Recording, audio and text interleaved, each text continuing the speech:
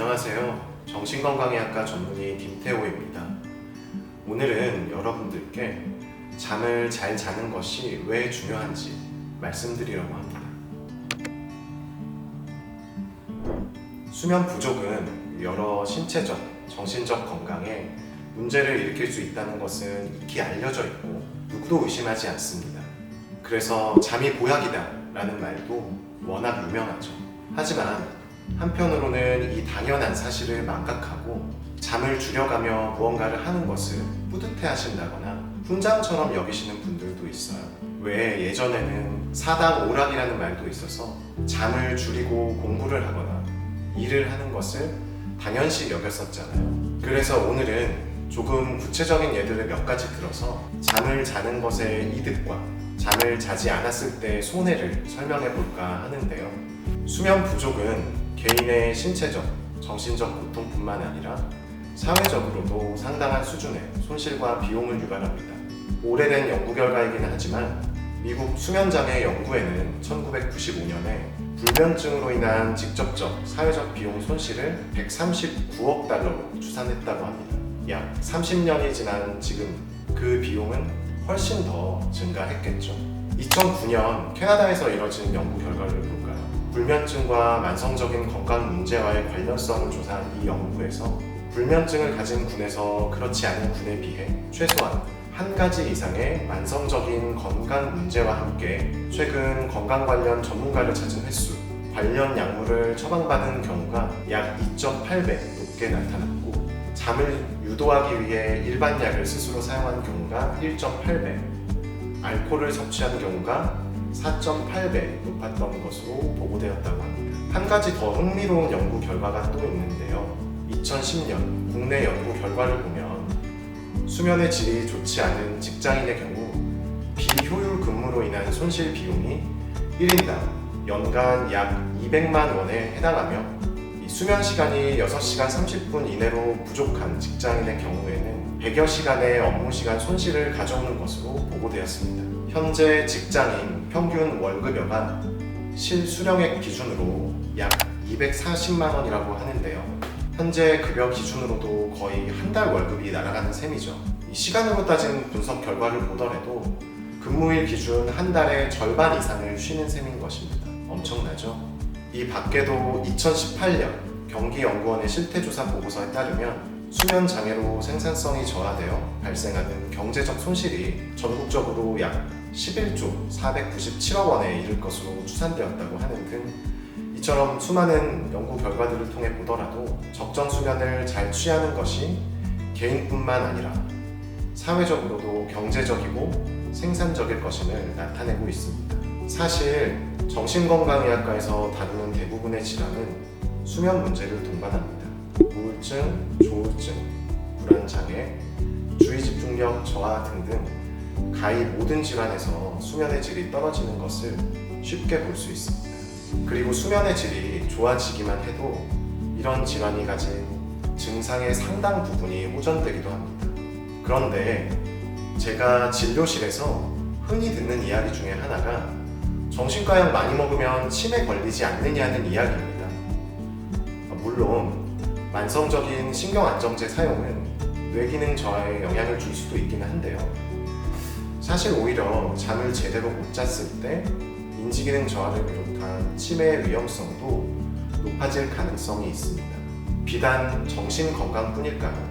고혈압, 당뇨, 비만 등 여러 내분비 대사계 문제들도 이 수면과 연관성이 있음이 익히 알려져 있습니다. 자, 그렇다면 과연 수면 문제가 어떻게 우리의 정신건강과 신체 건강에 영향을 미치게 되는 것인지 궁금하실 텐데요.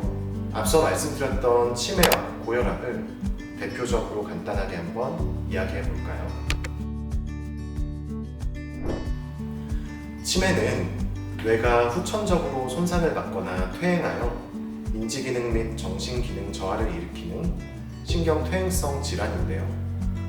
특히나 알츠하이머병에 의한 치매가 가장 많은 비중을 차지한다고 알려져 있습니다. 2012년 사이언스지에 획기적인 연구 결과가 발표되었는데요. 뇌와 척수를 둘러싸고 있는 뇌척수액이 특정 경로를 통해 뇌 조직에 쌓인 노폐물과 신경 독소 등을 운반하고 처리한다는 사실을 발견했습니다. 이를 글림프 시스템이라 명명했는데 일종의 뇌신경 청소 시스템인 것이죠.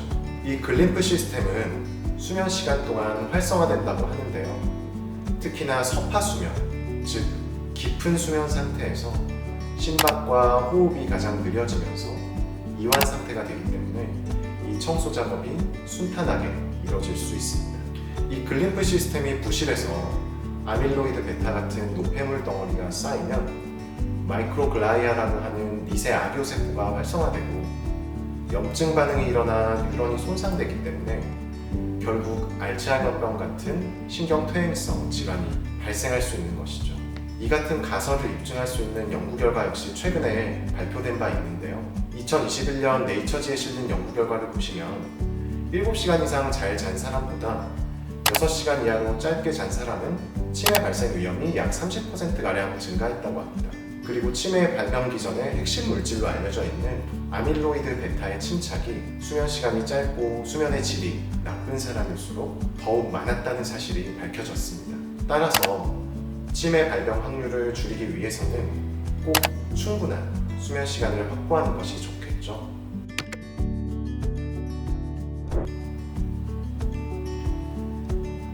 국내 연구 결과 중 하나를 보시면 하루 5시간 미만을 자는 사람들이 그렇지 않은 사람들에 비해 고혈압 발병률이 약 24% 높다는 결과가 있었고요. 그 외 여러 연구 결과들을 보았을 때 수면 문제와 고혈압이 연관성이 있다는 사실은 비교적 명확한데요. 그 원인에 대해서는 여러 가지 가설이 제시되고 있습니다. 우선 교감신경계의 과도한 활성이 원인일 수 있습니다. 우울증이나 불안장애에서도 흔히 보이는 현상인데요. 이 교감신경의 과항진은 그 자체로 말초혈관을 수축시키고 혈압을 상승시킬 수 있습니다.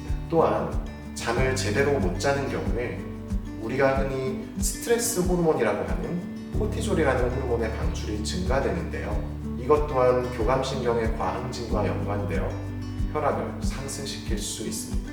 또한 수면장애의 원인 중에는 수면무호흡증이라는 것도 있는데요.